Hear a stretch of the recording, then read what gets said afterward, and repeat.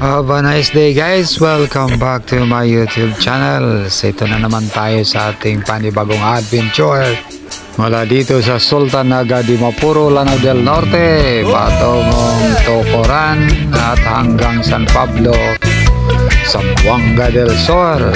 Kasama pa rin natin ang ating mga buddies dito sa SND, sina Bro Bochoy at Bro Jopel.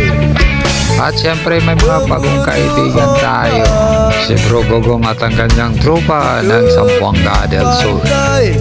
Kaya let's go guys!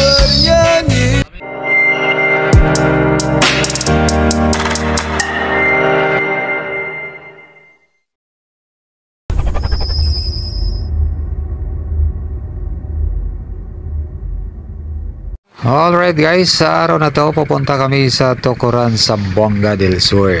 Boundary ito ng Lanao del Norte at Zamboanga del Sur. Isang magandang spot ito mga lods. Playground ito ni Bro Jopel.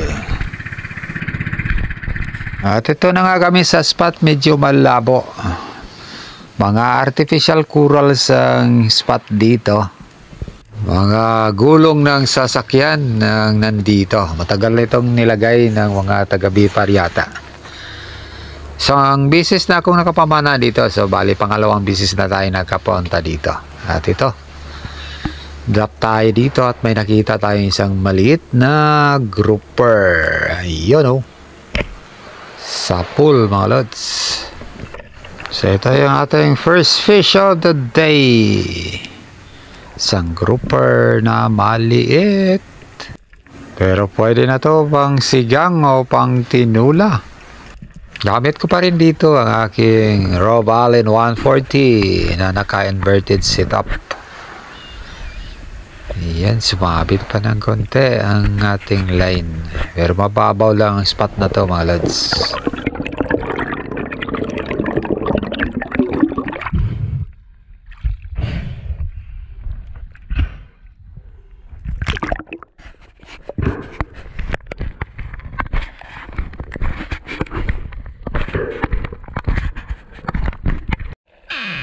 At ito muli na naman tayong bumaba para mag-set up ng ambush.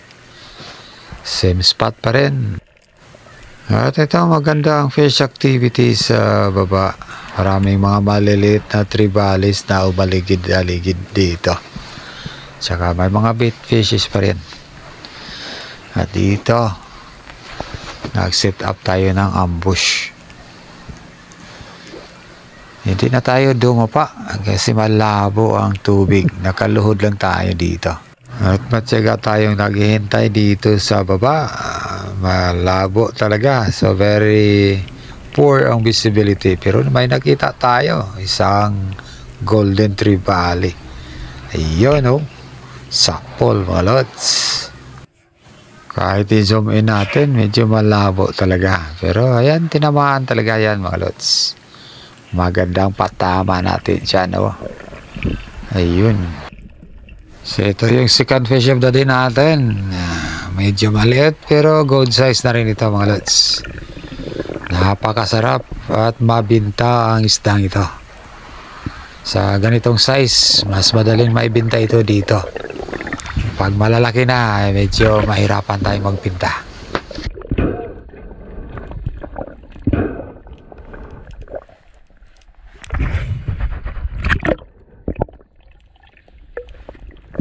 Ayun, napakagandang patama natin. Good holding shot mga lods.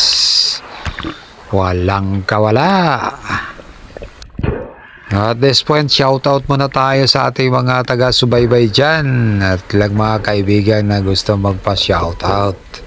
Ayan, shoutout sa iyo bro Lloyd Hunting Journal. Salamat sa suporta at panonood sa ating mga videos sa ating munting channel. Shoutout din sa ating kababayan Romel Navarrete. Salamat karadya bro sa pagtanaw ni nato mga videos sa atong YouTube channel. Salamat karadya sa mga supporters nato doon sa Surigao City. Shoutout din sa Yang Mama Naay ng Iligan City at sa lahat ng tropa natin dyan. Salamat sa pagtanggap nyo nang duman ako dyan bro. Sana next time makabanding tayo na medyo matagal at kung sana maganda ng visibility ng mga spots nyo dyan. Shoutout din sa tropa natin dyan sa CDO Spiro Baris. Salamat sa suporta. Shoutout din sa ating solid supporters dyan sa Naik Cavite de la Cruz family. Salamat, God bless po. At sa lahat na walang sawang nanonood ng ating mga videos at patuloy na sumuporta sa ating adventures, God bless po sa inyong lahat. Ayan, shoutout din kay bro Robert Wasawas ng Batangas. Bro, balik na tayo sa Scarborough. Dive safe palagi. Okay guys, drop na naman tayo. Dito pa rin sa may mga artificial corals na gulong.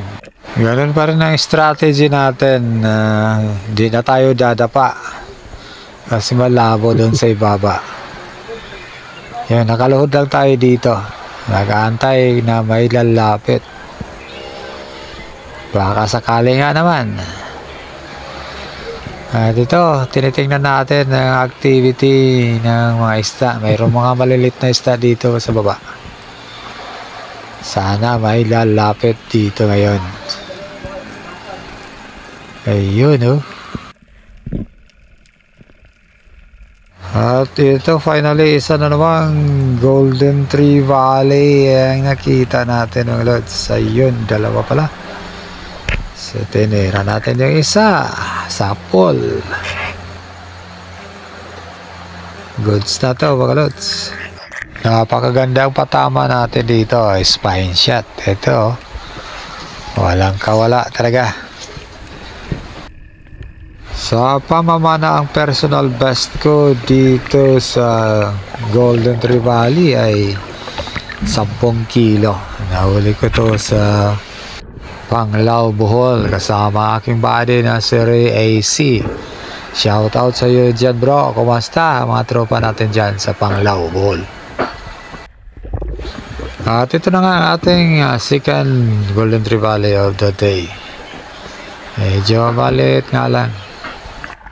At ito nga, atin na itong isi-secure para siguradong hindi na makawala.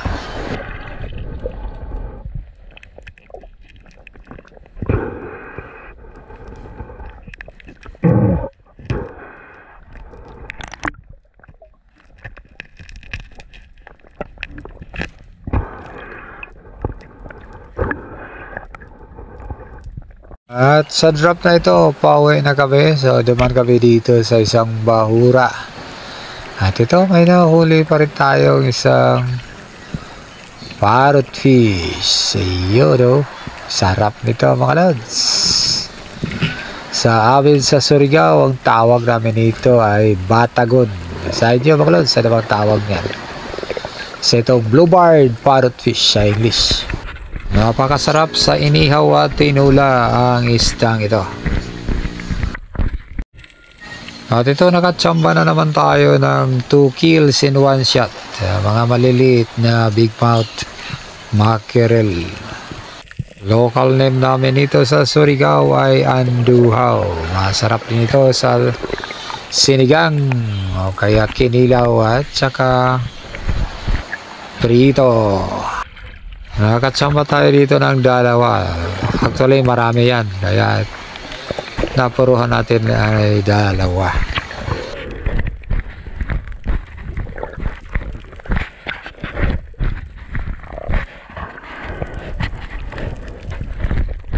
Ito, may nasipa tayong isang magandang isda. Ang sabi ng iba, mahirap daw hulihin ang isdang ito. Pero para sa akin, okay lang naman. Hindi naman gaanong mahirap. Depende pa rin yan sa spot. Kung talagang bulabog ang spot, medyo may lap na mga ito.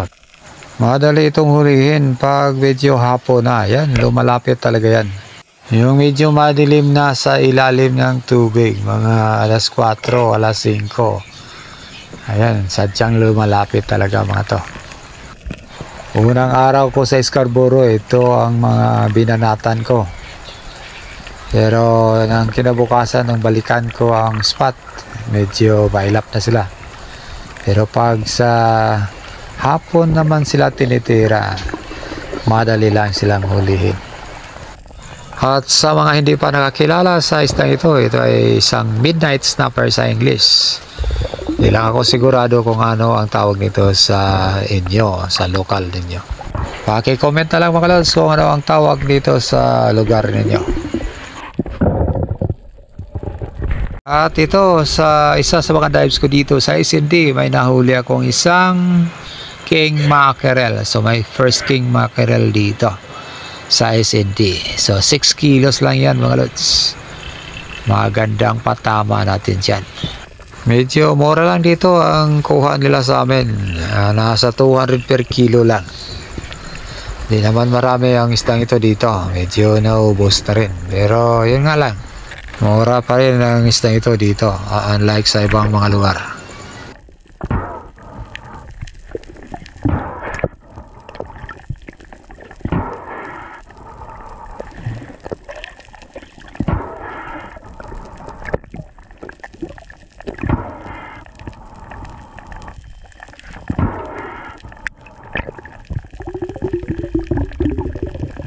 At ito, na-secure ko na ang aking first king mackerel dito sa SND. Unang dive ko dito sa SND, may nakita kong 3 king mackerel. Yung malaki na sa mga 10 mahigit. Kaya lang, dumating sila nang kakatapos ko lang tumira ng isang sweet lips. Kaya wala akong nagawa. Ayan mga lods, tatamaan natin ito sa buto. Kaya hindi na masyadong magalaw. Hindi na nakahila sa ating reel line. At ito, selfiehan muna natin. Ayan mga lods. Salamat sa sponsor ng aking dive suit, Algen Lungino ng Davao. At syempre kay bro Lowell Lopez ang sponsor sa ating camera. At ito, maglalakbay na naman kami at may nasa lubong kami isang malaki at tambuhalang nilalang ng karagatan. Isa itong balyena sa karagatan ng Pagadian City. At ito na kami sa isang beach resort dito sa San Pablo, sa Banga del Sur. Nandito na rin sila bro Gogong. First time ko na mapunta dito, pero yung mga kasama ko pabalik-balik na sila sa spot na to. So hindi natin kabisado ang mga spots dito, kaya explore mode muna tayo. At dito kumain muna kami ng konti bago kami sumisid, para naman may energy tayo mga lods. Isa ito sa mga sisid natin dito. Napunta ako sa medyo malalim na bahagi habang nag-explore at may nakita tayong isang parrot fish, kaya yun ang target natin. Pero pagdating ko sa baba, sweet lips ang sumalubon. Dalawa pa naman sila. Eto, tinira ko yung isa at siyempre natamaan natin. At sa mga hindi pa nakakilala sa isdang ito, ito ay ang Harlequin sweet lips.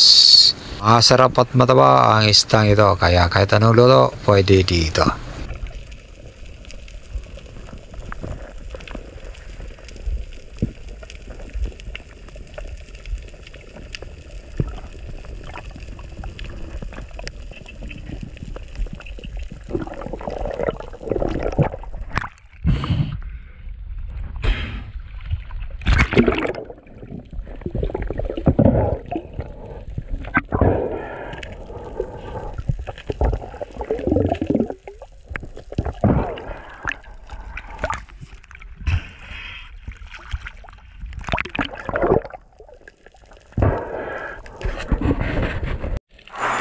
Sa drop ko ito, target ko ang mga labahita sa baba. Malalaki na.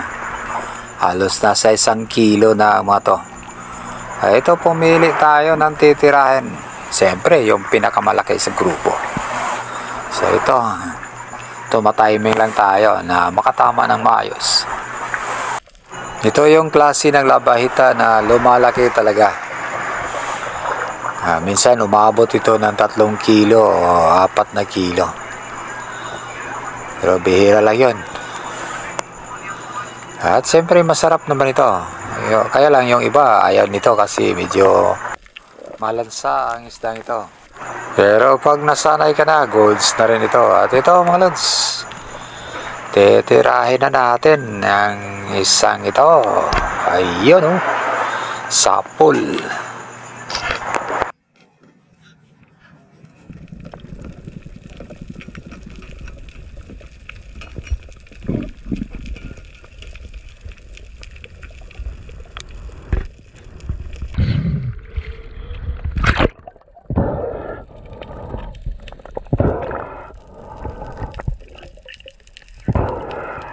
At sa mga hindi kabisado sa istang ito, mag-iingat po kayo dahil mayroon itong dalawang tinik sa may buntot na parang scalpel, napakatalas. Kaya nga, surgeon fish ang tawag nito. Talagang napakatalas. Marami nang nadali nito. Kaya ingat din pag may time.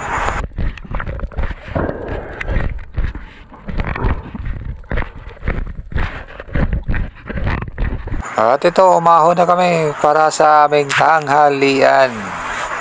May mga kasama kasi si Bro Gogong dito sa taas. At dito nakahanda ang mga pagkain. At shoutout Bro Gogong, salamat sa invitation. Salamat sa pag-sponsor ng gas namin para lang makapunta sa lugar mo. O dito sa spot mo. At siyempre nakikain pa kami dito. At ito, balik na naman kami sa SNP. So, sailfish hunting tayo mga lods. Kasama ko ang buddy natin, si Bro Ping Orilod. Ito, may binabaan tayo. Pero di natin naabutan yung isda. Napakabilis. Medyo nagkamali yata kami sa pagbaba. Hindi namin na timing yung galaw ng isda.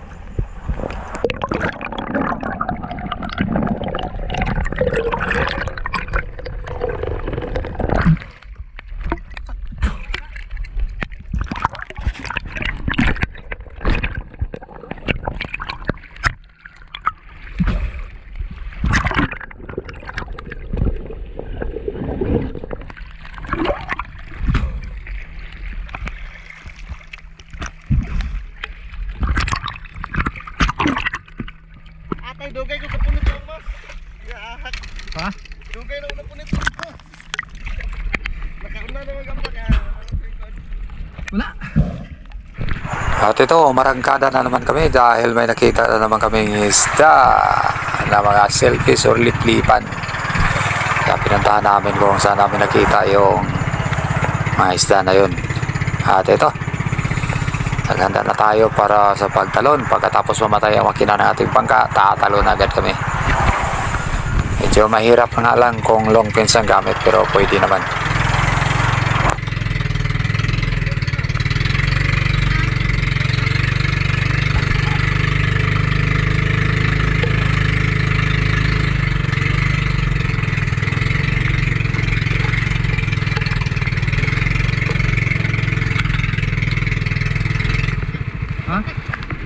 This is it mga lods. Pagtigil makina, talon agad.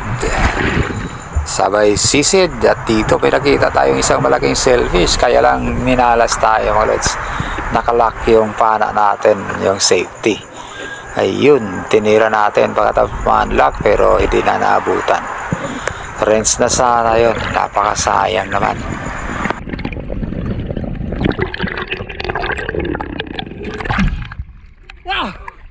Nakalimot ko naka-off ang ako. Para! Ayun nga mga lods, hindi tayo sinuwerte at nasundan pa ito. May tinira tayong isa pang shellfish. Pero hindi rin ito natamaan dahil malayo.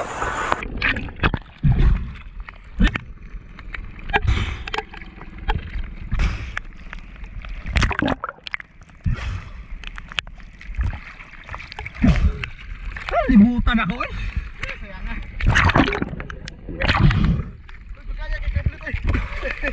Sikat sa laglagi. Naa, tingnan sa wala kay go. Ana, nalaka pa na. Ay, rinse na kayo bro. Dako pa ba nga pinsan? Taya ha. Karikor gini. Karikor gini. Ay, nakatira.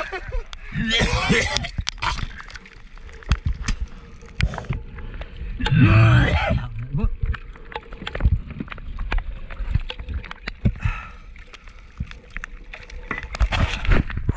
ito yung body natin, si Bro Botsoy, nakahuli ng isang sailfish or liplipad.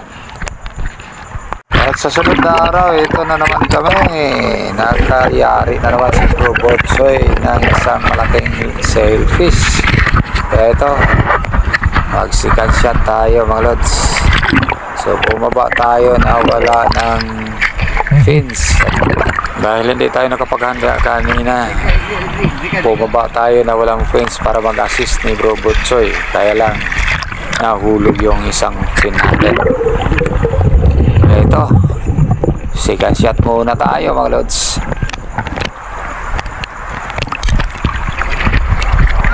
So kahit pa paano, nakabawi tayo ng konti. May nalas na nga pero sige lang, next time babawi na lang tayo.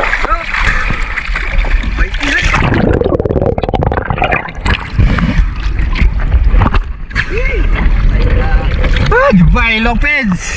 Bailong pins man! Ay, namin ito trip na.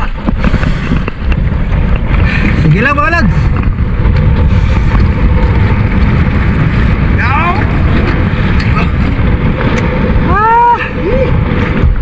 Bailong isa ka pins! Nako!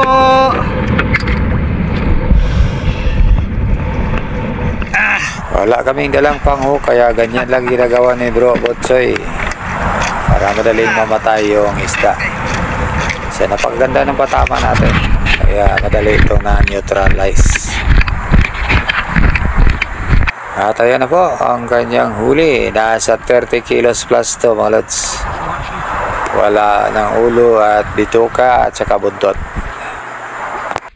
Ramon Spirgan! Rojopel! Nakabro! Asa, oy!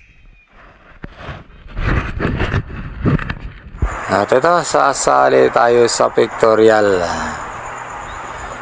para naman may remembrance tayo. Kahit second shot lang ang ginawa natin dito.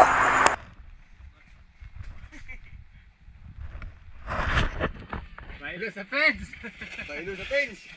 Kung dito nga ka, Bob, kung dito nag-fence! Ay, mura niya!